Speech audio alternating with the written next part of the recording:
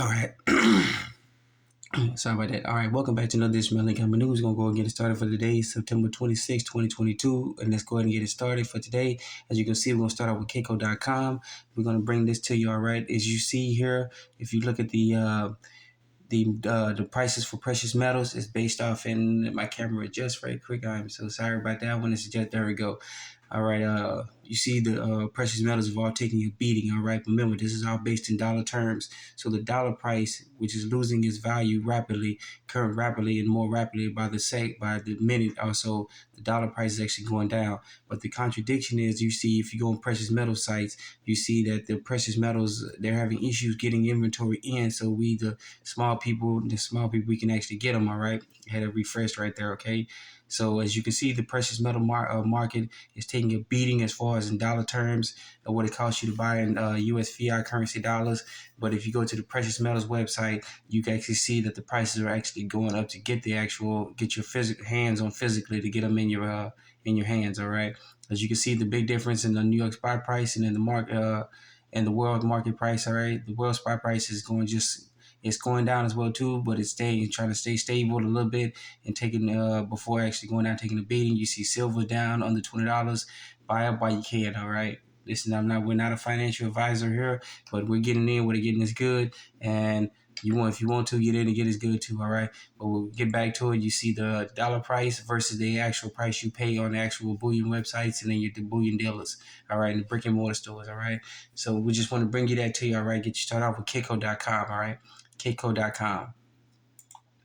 All right, and then even more issues coming in the U.S. All right, you see this from EpochTimes.com. All right, EpochTimes.com. U.S. inflation comes in higher than expected as food, shelter costs surge. All right, as you can buy now, you can see you try to go get a box of cereal, even the your local grocery store.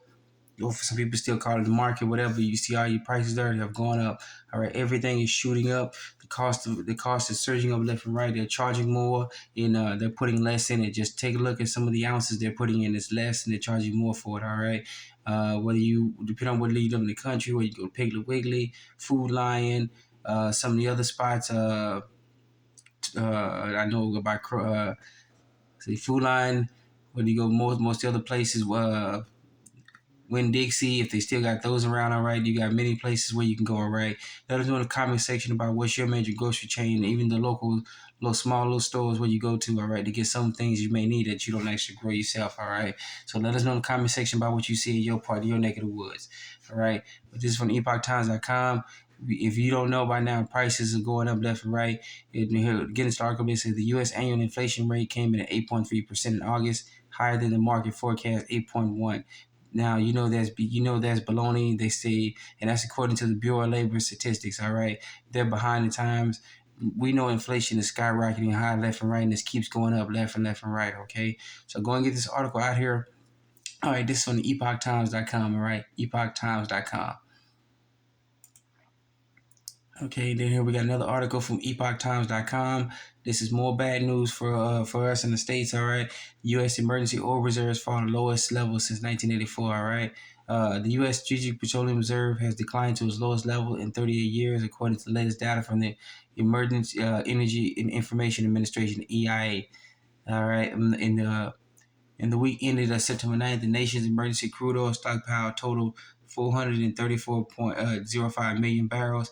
It hasn't been this low since 1984 when the SPR hovered around 436 million barrels. That's because the so-called administration flashbang has been raiding the strategic oil reserve in an effort to whatever they want to do to help their European partners out, all right? So flashbang and his folks, they've been raiding it left and right, okay, to try to do whatever to try to help out their other folks. Meanwhile, we're taking a beating here in the States. Yes, gas prices have gone down a little bit. They're starting to creep back up, and many people feel that right after the so-called what's going on and what happens in November, the midterms, that the prices are going to jump all the way back up, all right? So we got low strategic oil reserves. Remember, we go through about 1 million barrels a day in crude oil to refine it to gas, okay? So, all right, but that is wow. So that means we got about 436 days left before we actually run out of fuel, all right? And then you want to see here the last part. The recent withdrawal also was the sharpest since May. As it included 3.6 million barrels of sweet crude oil and roughly 2 million barrels of sour crude. All right. So get into enough saying right there. Get into this article here. This is from epochtimes.com. All right, epochtimes.com. Okay, then we got an article from Axios.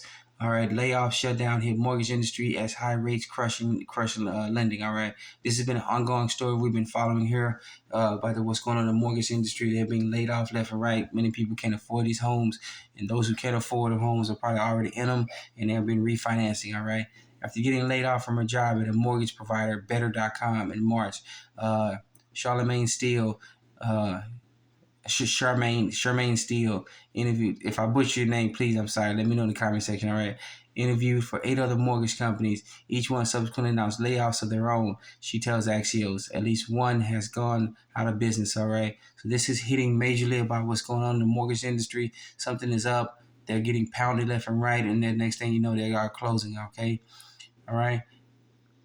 And you got more issues right here. If you keep going down here, it says we got one where it says it was grim job search, says 30-year-old Steele who lives in Charlotte, North Carolina. Nobody is hiring anybody. All right. You got Rocket Mortgage. You got all these other folks that are fintech. All these people that are just laying off people left and right. They're not hiring. They're laying off. Okay.